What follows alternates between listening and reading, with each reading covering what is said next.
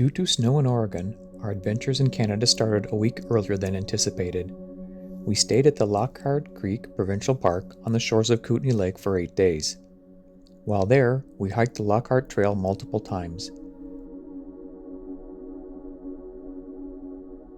The creek kept us company while the trees shaded our hikes. We also hiked around the Pilot Bay Lighthouse, where we saw an elk. We climbed to the top of the lighthouse and got a wonderful view of Kootenay Lake. We would eventually take the ferry from here across the lake to Nelson to continue our adventures in the Slocan Valley.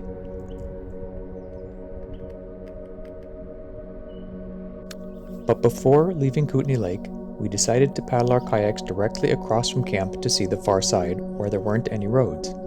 The lake is deep and cold, while the scenery is breathtaking.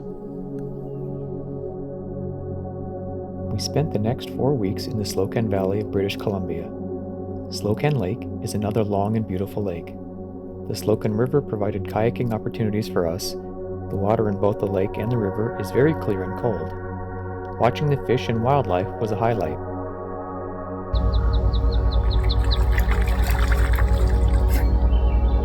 This family of ducks swam by while we were stopped for lunch during one of our kayaking adventures.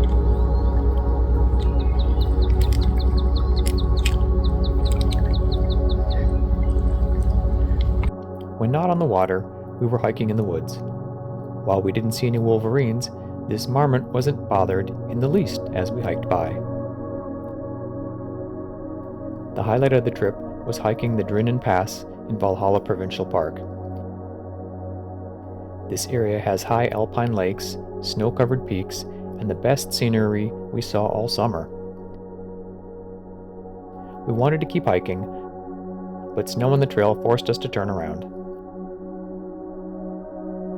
We'd love to go back and hike it again.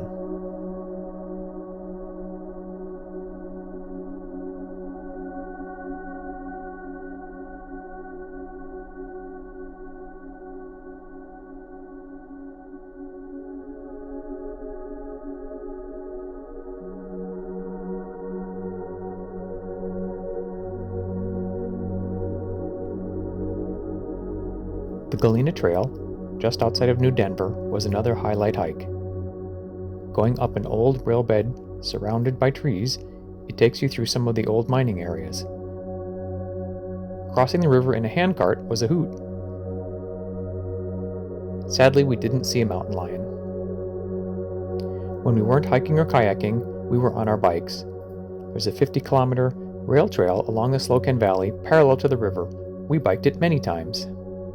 With fantastic scenery and so many things to do, staying a month in the Slocan Valley was an easy decision.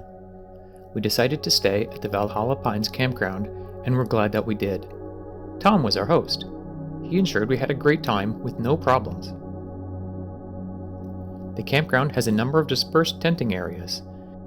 We saw many people come and go during our visit, with virtually everyone being respectful and considerate. The morning wake-up call from the wild turkeys took a bit of getting used to, but they were fun to watch walking through camp. We stayed in one of the RV sites with a power connection right next to the large centrally located community building. The community building has a well-equipped kitchen, power outlets, and good Wi-Fi. When the strawberries were in season, Tom left a bowl out for the guests. They were great on cereal. Thanks, Tom. Having a nice hot shower after a busy day exploring was a welcome way to return to camp.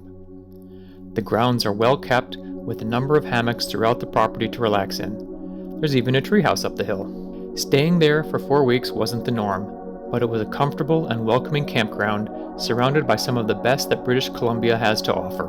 We'll be back.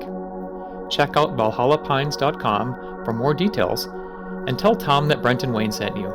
And no, this isn't sponsored content. We just want you to have as great a time as we did. If you want to see my other YouTube experiments, please click the subscribe button and like this video.